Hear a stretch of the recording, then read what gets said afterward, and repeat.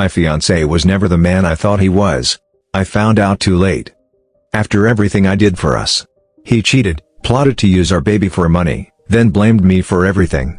Me, 25F, and my fiancé, 26M, have been together for a decade. A whole decade. It sounds like a fairy tale when I say it out loud. High school sweethearts who beat the odds, stayed in love, and even started a family. But what sounds like a sweet story to others has had its fair share of cracks behind the scenes. It wasn't always rainbows and sunshine. We fought, made up, struggled, and built. We grew from teenagers who loved each other to adults navigating life, bills, and dreams together. And despite everything, I thought we had a solid foundation. Or at least, I thought we did. I work as a mobile registered medical diagnostic sonographer. Yeah, I know the title sounds like a mouthful, but basically, I use ultrasound technology to help diagnose medical conditions. Most people raise their brows when they hear about my job, especially when they find out I have 2 cars and a condo in my name at 25. I get it. In this economy, that seems almost impossible. But the truth is, I hustled. I don't work as an in-house RMDS, which pays less. I work for an agency, and I'm mobile. That means I travel to different hospitals and clinics, wherever I'm needed. The pay is better, and I have the freedom to accept assignments on my own terms. If I want to work a weekend shift 3 hours away, I can. If I want to take a week off, I can. That flexibility and pay have given me the financial edge most people my age don't have. I started working at 15. Every holiday, every summer, while most of my friends were out at parties, I was grinding. Babysitting, cleaning, retail, you name it, I did it. I didn't grow up with a silver spoon. Everything I have now? I earned it. So yeah, my car? Paid off. The condo? Paid off. My fiancé's car? Not quite, but I put down half the cost so his monthly payments are low, and thanks to my stellar credit, the interest rate is minimal. Both cars are used. Mine cost 15 grand, and I've had it since I was 18. His is a little newer, around 18,000, and we only have about 3,600 left on it. I had plans to pay it off completely and transfer the title to his name when I got back to work. But then, life happened.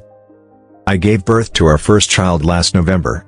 What should have been the most joyful, beautiful experience turned into a near-death one. I developed sepsis after my C-section.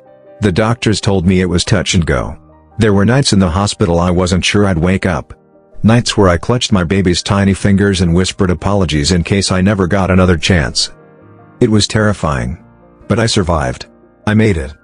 That experience changed something in both of us. Or so I thought. We made the mutual decision that I would take time off work. A 6-month hiatus to recover, bond with our baby, and get back on my feet physically and emotionally. It wasn't just about healing from the C-section, it was about the trauma, the fatigue, the overwhelming shift into motherhood. He agreed. My savings were healthy, and we planned it so his income would cover bills while my savings would handle the baby's needs. We had a system. A partnership. Or so I believed. Now, let me tell you about my fiancé. Let's call him Marcus. Marcus is charming. He has this boyish grin that makes you forget your worries. He's the type who remembers to kiss your forehead when you're stressed and run your bath when you've had a long day. He was always supportive, always present.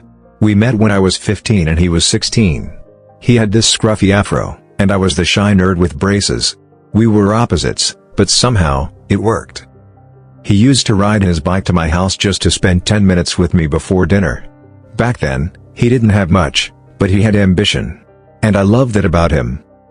Over the years, Marcus tried different things, community college, then a job at a logistics company, then dabbling in online courses.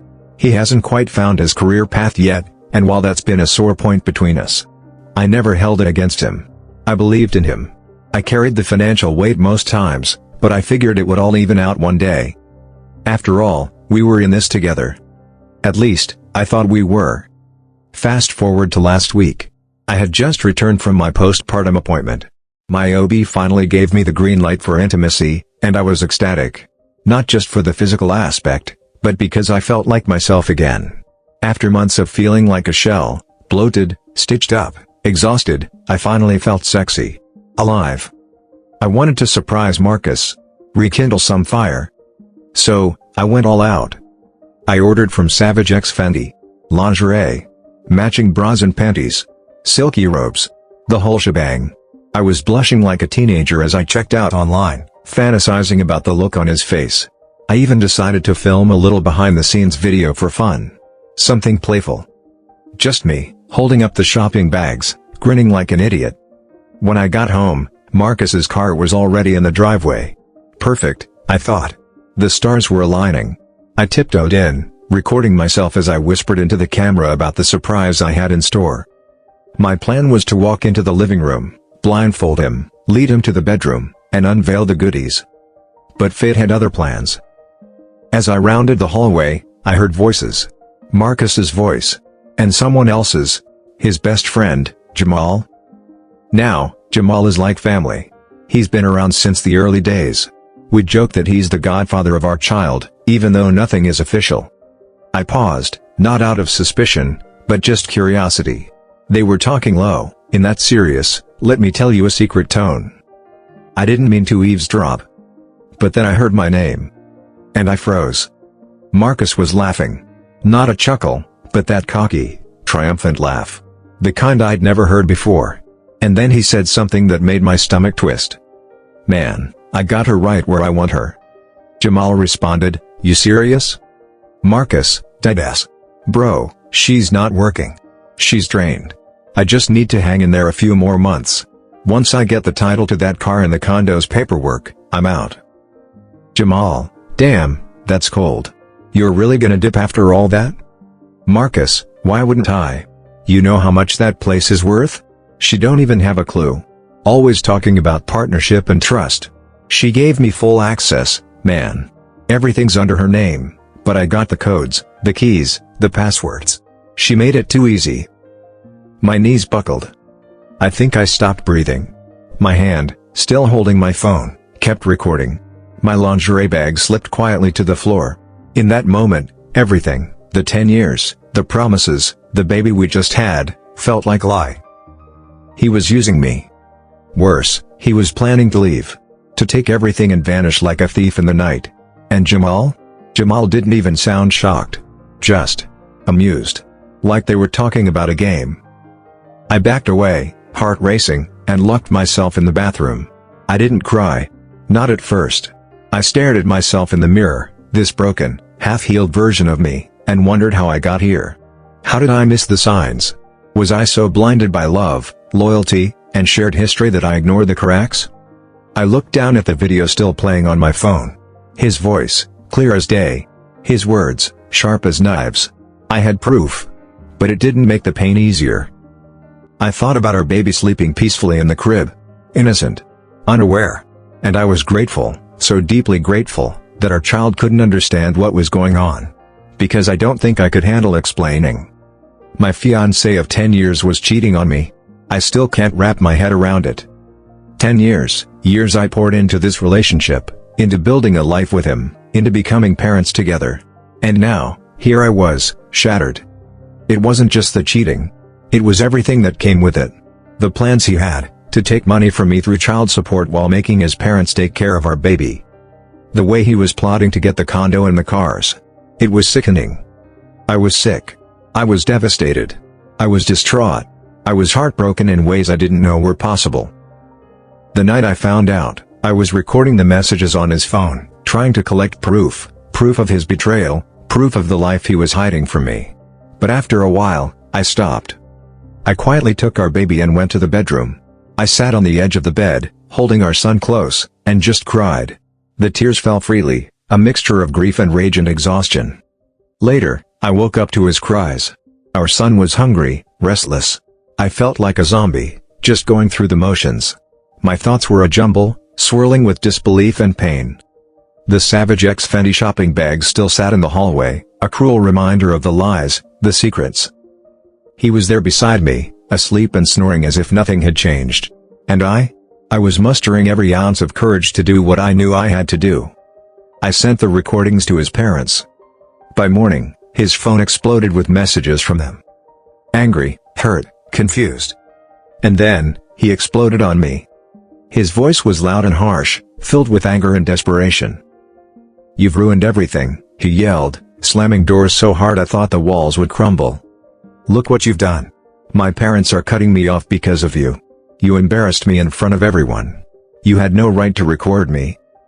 He was pacing, fists pounding on the walls, shaking the house. But he forgot one thing: we had cameras everywhere, recording every moment. "I swear, you'll regret this," he spat. "I'm going to take everything you have. The condo, the cars. You won't have a thing left." I looked at him, my voice steady but firm. "Try me." There are probably people wondering why he did it. What I did wrong to make him cheat. I can't explain it because I don't know. I never cheated on him. I wasn't depriving him of anything: love, attention, affection. If anything, I sacrificed everything for this relationship. I went through a near-death experience giving birth to our son. The physical pain, the emotional toll, I faced it all. I talked to a lawyer, trying to understand my rights. Our state doesn't recognize common law marriage. The person who the child lives with doesn't pay child support. Since everything, the condo, the cars, are in my name, he has no claim. I told him he had until the end of the month to move out. His parents and brother have reached out to me since then, apologizing and expressing support. They said they had no idea what he was doing behind my back. My own family doesn't know yet. I'm not ready to tell them. He's been relentless. Since I changed the locks in the garage code, his calls have been non-stop. Voicemails, texts, emails, even handwritten letters slipped under the door. Each one begging me to talk, to work things out, to go to therapy. One morning, I answered a call from him, just to hear what he had to say. "Please," he begged, voice cracking. "We can fix this. We have to try. For the baby's sake, for us." I swallowed hard, trying to keep my voice calm. "I gave you 10 years, I said quietly. But you broke the trust. I don't know if this is fixable anymore." There was a long pause, then he whispered, "I'm sorry." But I didn't know if sorry was enough anymore. He asked, "Can we at least talk? Just once?" "I just want you out," I said. 10 years. 10 years of my life, poured into this man. I wasn't perfect, and I never pretended to be. But I would never betray him the way he betrayed me. I just want to move on. Now, there's been some confusion about my stay-at-home mom status and my work hiatus, so I want to clarify. Before all this happened, I was already planning a 6-month hiatus from work. That was supposed to give me time to recover and bond with our baby. But then the complications hit. I had so many medical issues during pregnancy and after birth, more than we ever expected. So, my ex now, and I agreed it was best for me to be a stay-at-home mom for our baby's first year. It wasn't planned at first. It was a spontaneous decision based on what was best for me and the baby's health. I was medically advised against any physical activity or labor for 16 weeks after giving birth. I couldn't even drive to the clinics or hospitals for work. So, think of it as stay-at-home mom for the first year, plus a 6-month work hiatus. I just got my medical clearance to return to work. My agency doesn't allow anyone on maternity leave to work unless there's a doctor's note confirming they're fit to return. Update. So, I'm back at work now. It's been a strange kind of relief, this routine, getting up early, making coffee, answering emails, sitting in meetings. The noise and busyness distract me from the chaos waiting at home. Because no matter how much I try to shut it out, my mind keeps pulling me back to the nightmare I'm living. The betrayal. The heartbreak. The future that suddenly looks so uncertain. A few days after I started working again, my best friend showed up at my door. Just showed up, no warning, like she knew I needed her without me saying a word.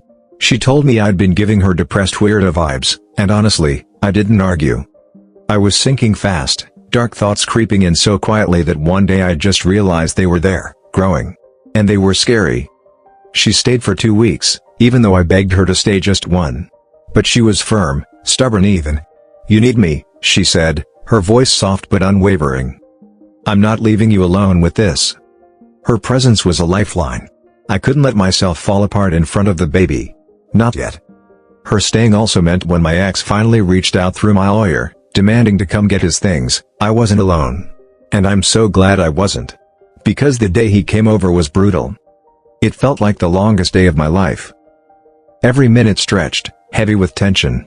My stomach twisted into knots, and the pit of anxiety felt like it was swallowing me whole. You know that sick feeling? When even a tiny sip of water makes your throat tighten, like you might throw up. That was me, all day. He didn't try to hide his irritation. "I'm offended you don't trust me enough to be alone with you and our son," he said, throwing me a glare like I was the crazy one. I swallowed the lump in my throat, trying to steady my voice. "Having someone here doesn't mean I don't trust you," I told him. "It means I'm protecting myself. And our baby." He scoffed, dismissing me. "You're being dramatic." I wanted to scream, but I stayed silent. Watching him pack up his things, moving out like some stranger invading the home I built for us, was surreal. Before he left, he turned to me, his expression a mix of frustration and, "Was that sadness? Can we talk?" he asked quietly. "Before we permanently go our separate ways." I hesitated. My best friend gave me a warning look from across the room, my therapist's voice echoed in my head telling me to say no, and my lawyer was clear about the risks. But something inside me said yes. Maybe I was desperate to hear something from him. Anything that could explain this nightmare. So I agreed. My best friend took the baby and stayed just nearby, close enough if I needed her. We met at the park, the one where we used to go when things were simpler, happier. He tried to hug me. I stepped back, voice firm. "I don't want to be touched." He rolled his eyes, muttered, "Whatever." And then he started talking. About how I didn't understand what it was like to be a man. A provider. A protector. His words felt like shards of glass cutting through me. He said his friends made fun of him because I was financially independent. Because I had my own place, my own car. He said, "Having a female who's got her own money makes me look like a sugar baby, not a man." I stood there, silent and stunned. How could this be the reason? The excuse? All those years, all those sacrifices, all the promises we made, did they mean nothing? I thought about the nights I stayed up worrying about him. About how I made sure his success was my success too. How I made sure everything I built, he had a part of. I remembered the boy I crushed on in middle school. The one I kissed after his basketball games in high school. The man who promised he'd love me forever after our son was born. But the man in front of me now was a stranger. He went on about his childhood, about how hard life was. How he felt like less of a man. I listened, hoping to understand, to find a piece of the boy I once knew. But all I heard was pain wrapped in excuses. He kept circling back to my independence, how it questioned his manhood. He said he was always anxious, stressed that I could leave him at any moment. I asked him softly, "Do you think what you did helped with that anxiety? Or made?" He snapped. "Stop playing the victim," he said, voice sharp. "You're a narcissist. A manipulator. A femi." I felt the words hit like a slap. Then he said something so cold, so cruel, it froze me. "I'm sorry for our son," he spat. "For having a mom like you." I held my ground. "I don't need your money. I don't need your help," he sneered. "Get lost." And he walked away. I stood there, shaking, trying to catch my breath. I'm not perfect. Far from it. But I have never, ever intended to hurt anyone I love. What he did was beyond betrayal. It was diabolical. Because he was tired of being made fun of? Because he couldn't face his insecurities with pride or dignity?